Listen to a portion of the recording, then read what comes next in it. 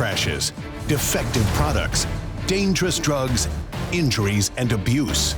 Across the state of Alabama, the attorneys, proudly sponsored by the law firm of Hollis, Wright, are here to serve you. Your tough legal questions answered by our experts with host David Lamb and the attorneys of Hollis, Wright. Hello and welcome in to the attorneys. Thank you so much for joining us tonight. Got a really interesting topic of conversation, a great panel of experts to deal with it. And we are so glad that you are here for the next half hour. Here's the way things work. For the time the show's on the air tonight, you'll see scrolling all along the bottom of the screen ways you can join our conversation. It's always better when you do so. Call, text, email, that's down there at the bottom of your screen. Also, Hollis Wright makes available each and every Sunday evening during the show. Attorneys from the firm are standing by live to speak with you. That number you'll also see right there on your screen, so take advantage of that opportunity. Leading our conversation tonight, Carter Clay. Good to see you, sir. Good to see you. How are you doing? Doing very well. You all right? Yeah, everybody's doing well. Glad to be back on set. We've got a guest tonight. It has been you and I previously for quite a few months, and I enjoyed that with you. You're tired of talking to me, Carter. You can say it. Come on. I want to cover some other topics other than just what we cover within our practice, and that's what we're going to be doing here this evening. And I'm very proud to have Scott Allums here with us to kind of lead us through this topic of discussion. As you know, we've been going through some very difficult times with COVID-19. The result of that has been the unemployment rate has skyrocketed. And as a consequence of that, people are not able to pay their bills. They're falling on financially hard times and not able to meet their debt demands that they have at their household. And because of that, they may be facing bankruptcy or they may be facing the inability to pay their bills. And what we want to talk about this evening is some federal legislation and some things that local communities and states have done to try and help people out in this difficult time that we're facing. And I can't think of a better guest to have help us navigate these waters this evening other than Scott Allums. So we're kind of spread out here this evening trying to be socially distanced and be safe while we do the show. But welcome to the show, Scott. Thank you for being here. Thanks for having me, guys. I really love coming on your show and talking to your viewers. And you know, this is a good topic. I think we can give some information that may help some people today. So, you know, thanks for having me. Sure, absolutely. Well, tell us a little bit about your legal practice and kind of the areas of law that you specialize in. Okay.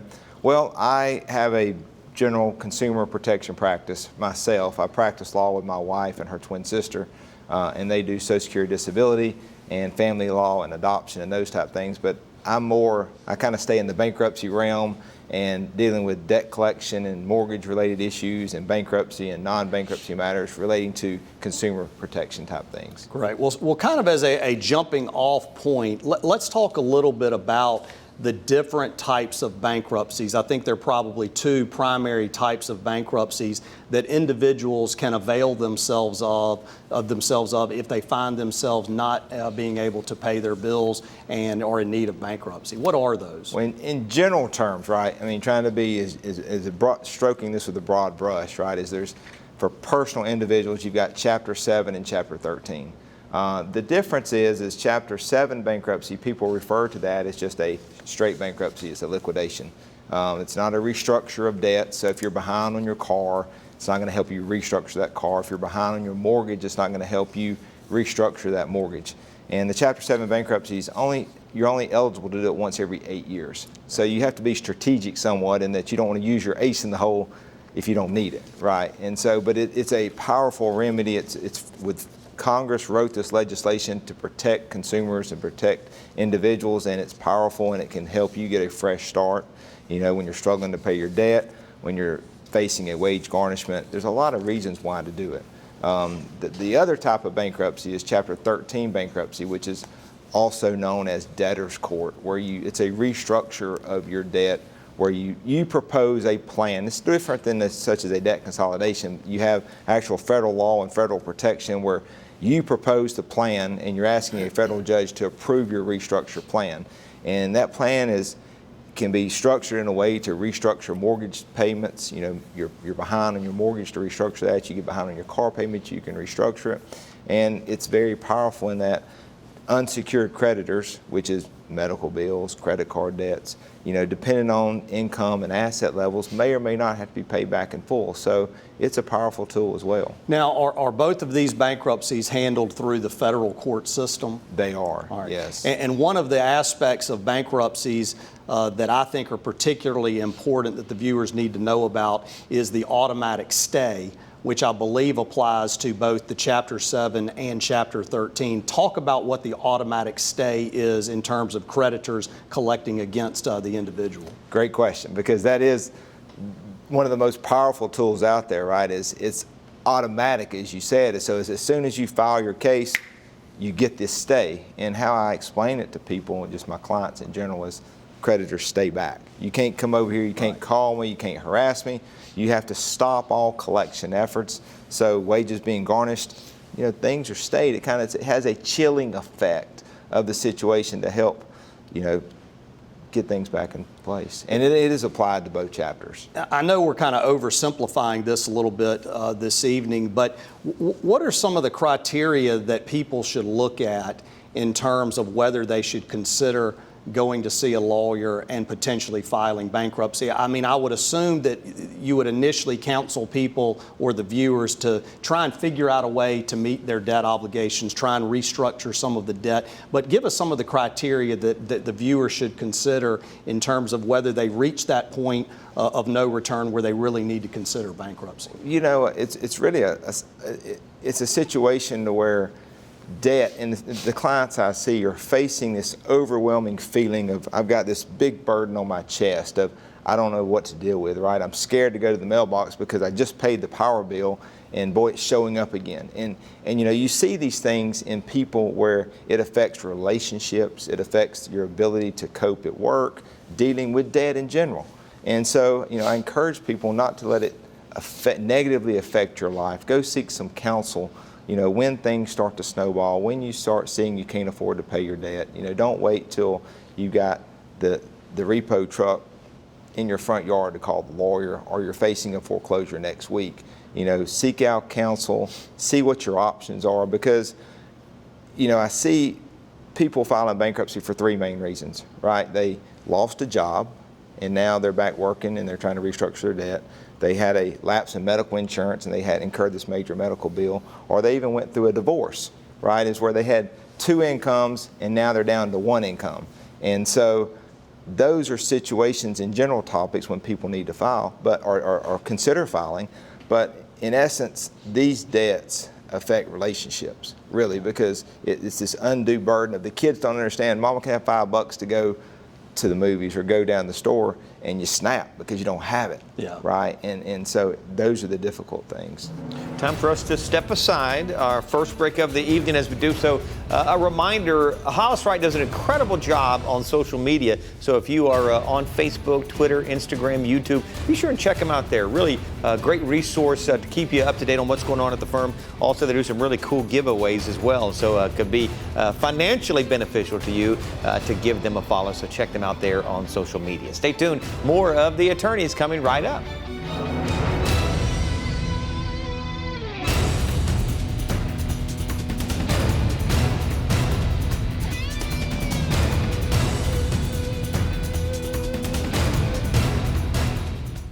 I'm Josh Wright with the law firm of Hollis Wright, a personal injury law firm, and thank you for watching The Attorneys. We hope you, a friend, or a loved one never needs legal counsel for a case. But if you do, the goal of the show is simple: to provide answers and legal counsel when you need it the most. Your call to the show is free and off air. So if you have questions specific to the show or related to other accident or injury topics, call, email, or text us. You can also follow us on Facebook, Twitter, Instagram, and YouTube, or go to hollis-wright.com and click on the Contact Us button. We know your time is valuable, so thank you for spending it with us and watching The Attorneys. The Attorneys, proudly sponsored by the law firm of Hollis Wright, are here to serve you. When we started the show 8 years ago, my hope was we would be able to do what we do best, which is to help people answer real-world legal-related issues they have in their life. People oftentimes are confronting various legal issues and problems in their lives that range across the gamut of legal practice areas: bankruptcy, criminal law, family law, just to name a few. And to be able to have a 30-minute platform or format to where we can just cover various legal topics once a week, that's obviously the primary focus of the show. We love helping people. I think everyone at this firm feels the exact same way, that the reason we do what we do is to help people. And this show gives us the biggest platform possible to help as many people as we can in the community.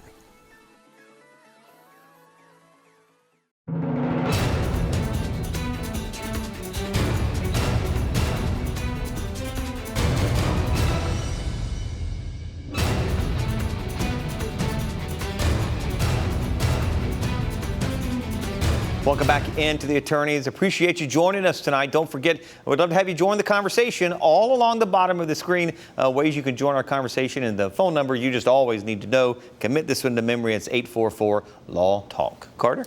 Yeah, Scott, I would assume that when you're counseling a potential client on whether to file bankruptcy or not, probably or typically the largest monthly debt that they have involves a mortgage. If they're homeowners, if they're not, then maybe their rental obligations. But with respect to owning a home and having a mortgage and things like that, given the last several months, kind of where we are with COVID-19 and the dramatic impact that it's had on employment and our economy, have there been some things that the federal government has done to try and help people who are in dire need of some financial help with respect to not being able to pay their mortgage? And that's really what I want to kind of jump into next and talk about. Well, I think what you're referencing is, or thinking, there was legislation passed by Congress called the CARES Act. Congress passed the legislation, I think March 26th of 2020. Right. President Trump signed the bill on March 27th. It's an act that gave a lot of protections to consumers out there. It had the Paycheck Protection Program attached to it. And it has a sunset provision, a one-year sunset provision. So, but for homeowners, it did establish several safeguards for people. And those are really kind of broken down into two categories. One is forbearance of your mortgage payments, and then the second was the foreclosure moratorium. So in general terms, those are the two big provisions. But we got to point out that that doesn't apply to everyone, which is an important factor, right? And what I mean by that is you had to have a federally backed mortgage or federally owned mortgage, and so what I mean by that is if your loan, and let me back up even more, because when people get a mortgage statement in the mail, right? So for example, Rushmore, Caliber, someone like that who's servicing your mortgage, PennyMac, they're handling your mortgage and they're servicing it day to day. They don't own your mortgage the majority of the time. And so there's two players here. One is the owner of your mortgage loan and one is the servicer. So we got to dive into this to find out who owns your loan. So if your mortgage loan is owned by Fannie Mae, Freddie Mac, VA, USDA, those are all kind of the governmental mortgage, either the government-owned mortgage or the mortgage insured, right? USDA, HUD, those type entities.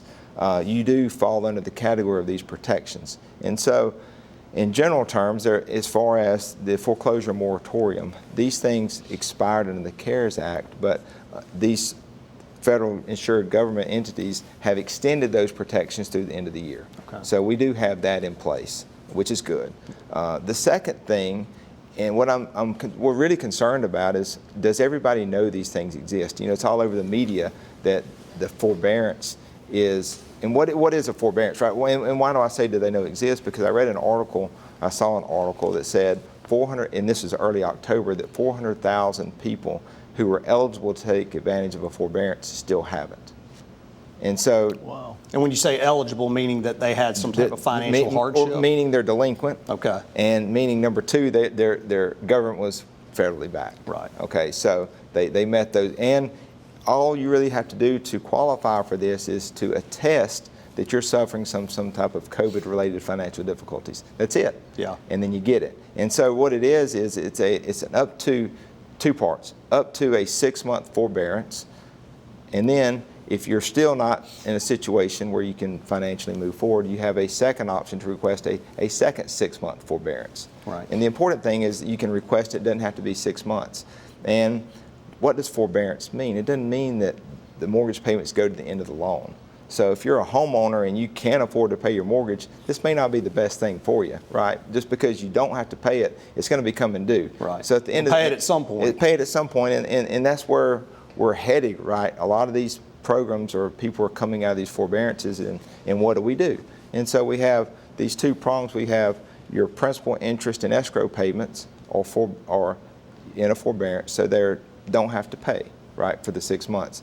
Now, the CARES Act does provide that you have to continue paying, you should continue paying your escrow payments, right, along the way. So that's an important aspect. If you can, I would suggest that you continue paying your escrow payments. So at the end of the 6-month period, or end of the 4-month period, or end of the 3-month period, because not all mortgage servicers are just giving you a straight 6 months, some are getting 3 months. At the end of the time, you need to start reaching out, and some of the questions would be to be asking your mortgage company is, what are we going to do with my payments at the end, right? What programs am I eligible for? How are we going to restructure this loan? Right. Some, these Fannie, Freddie, depending on if you were current as of March the 1st, 2020, this is complicated, right? There are different programs out there for each person's situation. But some of the programs allow, right, for the payments to be deferred, placed at the end of the loan. So there may be, when you sell your house or when you may pay it off, there may be a deferred balance owed. That's really what a deferment is. So those are as a broad brush in general, that's kind of the big protections that people are getting or have available under the CARES Act. And I think it's important for people to understand, like you mentioned, if you can still afford to pay your mortgage, you probably should go ahead and do it, even though you technically might be able to take advantage of this financial hardship and forbearance, because it's not as if you're not going to have to pay it. It's just a matter of when, not if. And the other thing is that I think people need to understand is that when you talk about attesting to having financial hardship, that is a declaration, and I'm confident that the paperwork is going to require you to declare, probably under penalty of perjury, that you are in some type of financial hardship. Would that probably be accurate? Well, in essence, really all you have to do is call your mortgage company up. Okay. It's very simple. It's maybe not under oath. I don't know. It's really just call them up, say, hey, I'm having financial difficulties, and that's it. Right. So, and the problem is calling your mortgage company in these times is difficult. Getting somebody on the phone. A lot of them have portals and different ways to do it. Yeah. And so the first part is I want to, before we go to a break, I wanted to mention that in order to determine who owns your mortgage, right, you could call them up and ask them, would be one way, but you could also send a letter to the mortgage company, your mortgage servicer, and say, who owns my loan? Right. So you know. Yeah.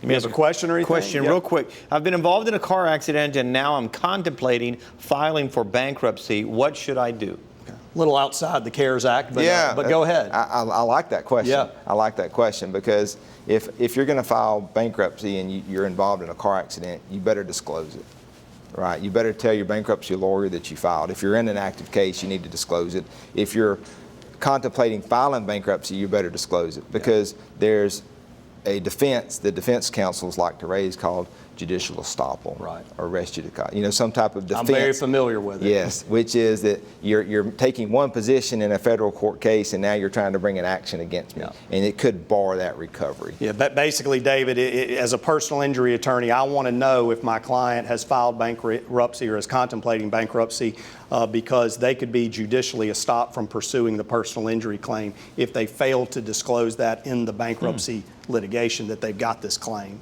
All right. So right there, we're going to step aside at this point. Our final break of the evening. More ground to cover, so we'll come right back to this conversation as we do so. Just a few minutes remaining. If you want to join our conversation, one more segment to go. So you better go ahead and pick up the phone and give us a call and reach out to us because the clock is ticking. Stay tuned. We've got the final segment of The Attorneys coming right up.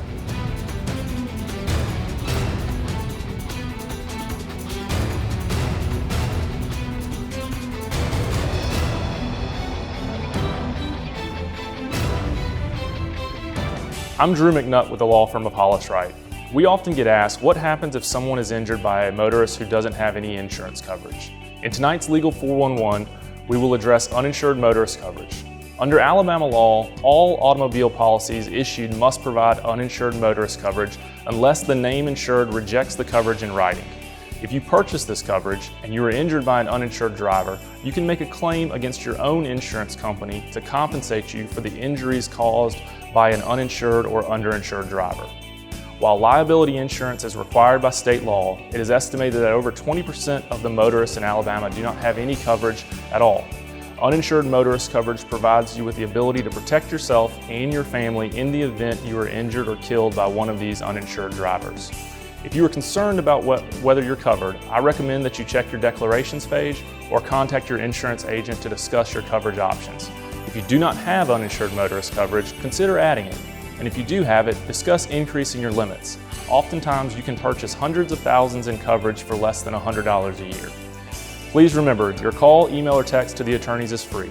All of us at Hollis Wright want to help answer your questions on the real issues you face. Remember, a competent lawyer will respond to every question you send in. That's our pledge and promise to you. Thanks for watching The Attorneys on WVTM 13.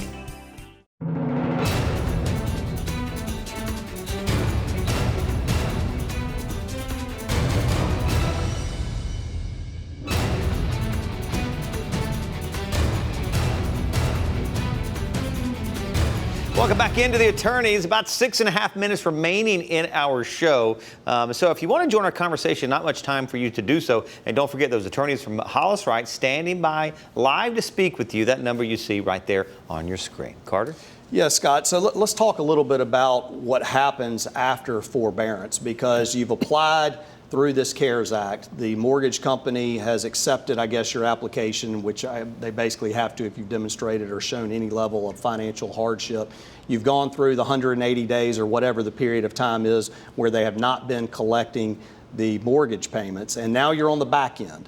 So all of a sudden the forbearance is over. What happens to the debt that you have not been paying for the last several months? Do you have to pay it in one lump sum? Do they spread it out over a period of time for you? Because obviously if you're coming out of a financial hardship, you probably can't afford to pay it all at one time and then catch back up on your monthly payments. So what happens there? And I think that may be one of the reasons why some people just haven't requested a forbearance, because they don't know.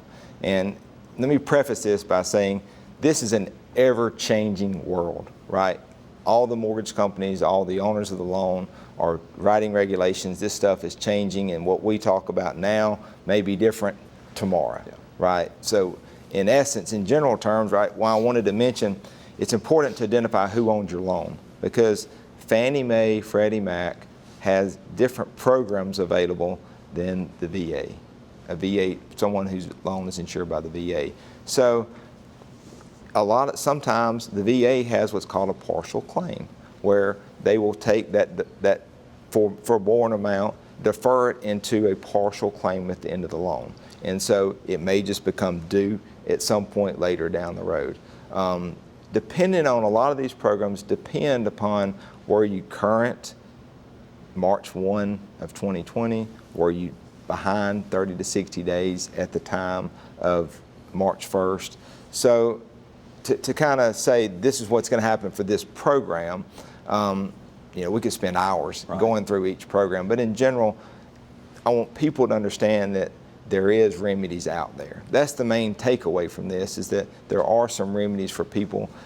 And don't stick your head in the sand and don't do nothing. Seek out counsel, someone who you can talk to look at your options. Take a look at it, because there's programs available to modify your mortgage, under all these provisions.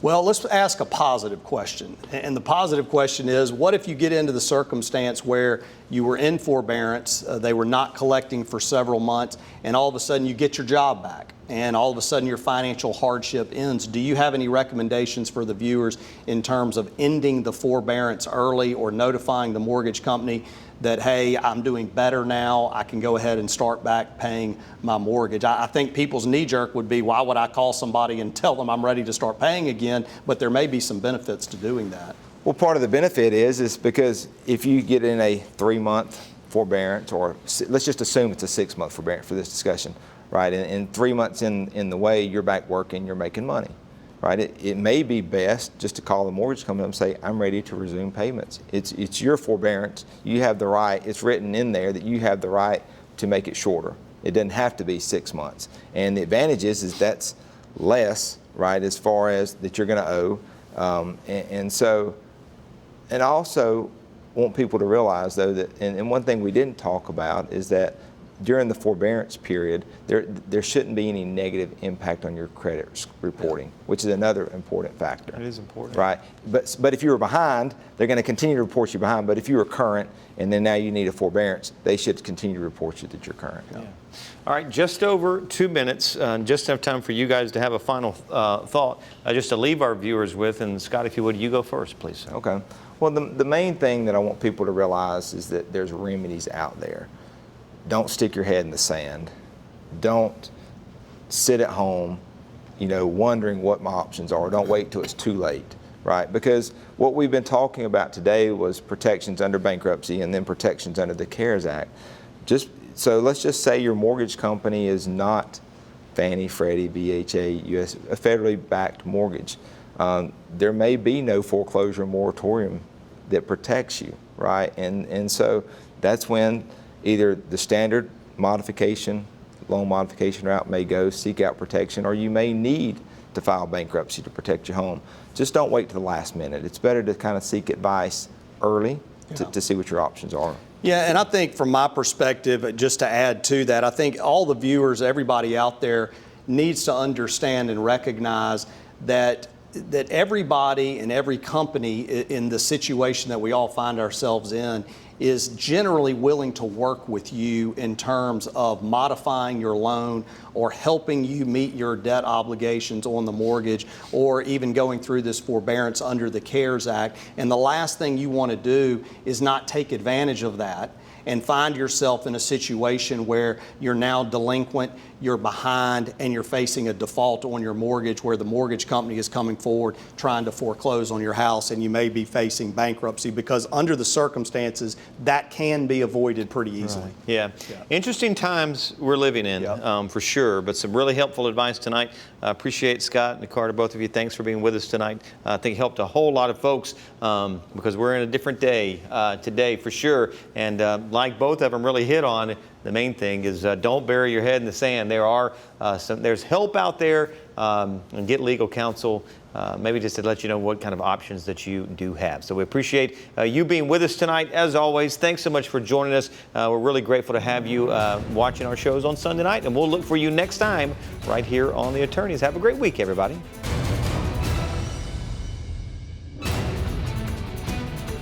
Thanks for watching The Attorneys, sponsored by Hollis Wright.